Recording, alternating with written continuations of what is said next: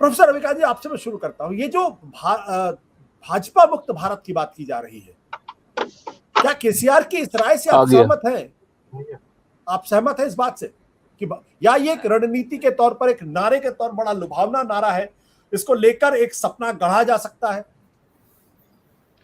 निश्चित तौर पर ये एक नारा है, लेकिन इसे हम लुभावना तो नहीं कह सकते।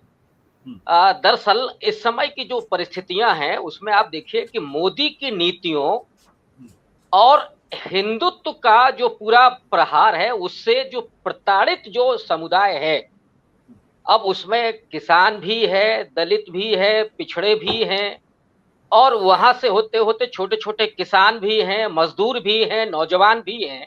तो मैं दोनों की बात कर रहा हूं कि हिंदुत्व की विचारधारा और मोदी की अपनी नीतियां, इन दोनों से जो पीड़ित और प्रताड़ित जो समुदाय है, वो इस एक नारे के साथ एकजुट हो सकता है।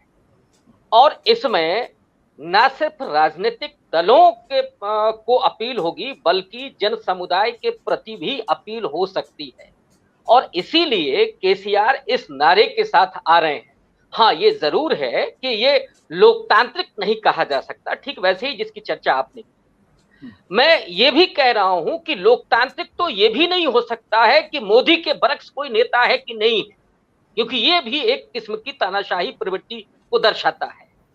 तो ये जो नारा है, उस नारे को अगर आप उसका विश्लेषण करें तो ये दिवा स्वप्न तो कतई नहीं है। और मैं ये नहीं कह रहा हूं कि बीजेपी मुक्त से मतलब 2024 में बीजेपी को हराया जाना। और उसके लिए अगर आप देखें, थोड़ा सा आंकड़ों पर ध्यान दें, तो जो हिंदी पट्टी के 10 प्रदेश हैं, 225 सीटें हैं कुल मिलाकर के, जिसमें से 177 बीजेपी के पास हैं। और यहां पर वही बिहार भी है, झारखंड भी है, छत्तीसगढ़ भी है, मध्य प्रदेश भी है, राजस्थान वगैरह वगैरह। ये 10 स्टेट में बीजेपी सबसे ज्यादा मजबूत है।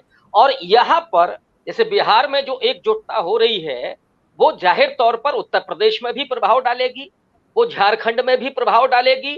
और केसीआर अगर आ रहे हैं तो दक्षिण के जो स्टेट हैं, उसमें चाहे तेलंगाना हो, और आंध्र प्रदेश में तो हालात आप जानते ही हैं कि वहां पर बीजेपी शून्य है। तमिलनाडु में स्टालिन है, महाराष्ट्र में जो स्थितियां हैं, जाहिर तौर पर लोग कह रहे हैं कि वहां पे अब शिवसेना, कांग्रेस और एनसीपी, ये गठबंधन मजबूत होगा।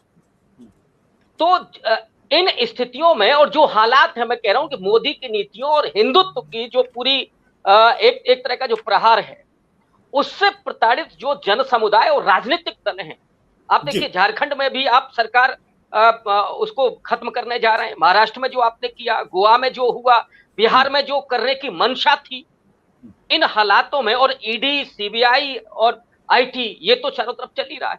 तो बीजेपी मुक्त भारत एक वो नारा है कि जिसमें राजनीतिक दल के साथ साथ जन समुदाय की भी आप अपील कर सकते हैं, और एकजुटता ला करके बीजेपी को 2024 में चुनौती पेश कर सकते हैं।